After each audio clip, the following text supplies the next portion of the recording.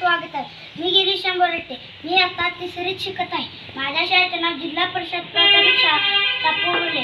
मी आज यशवंतराव चव्हाण यांच्या जयंतीनिमित्त काही 2-4 शब्द सांगणार आहे। ते तुम्ही शांतचित्ताने ऐकून घ्यावे अशी माझी विनंती। यशवंतराव चव्हाण यांचा जन्म 12 मार्च 1913 रोजी सांगली जिल्ह्यातील देवराष्ट्र या गावी झाला। त्यांच्या आईचे नाव विठाबाई व वडिलांचे नाव बळवंतराव चव्हाण असे होते।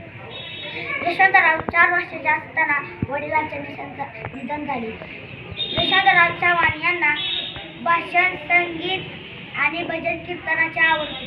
पुढे त्यांनी गांधीजींच्या असहकारावर चळवळीत एक सत्याग्रहावर उडी घेतली। 1930 साली त्यांनी शाळेच्या इमारतीवर तिरंगा फडकवला व त्यांना शिक्षकांनी त्यांना विचारले, यशवंत तू कोण होणार?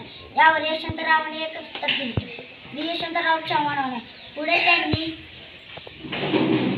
यशवंतराव चव्हाण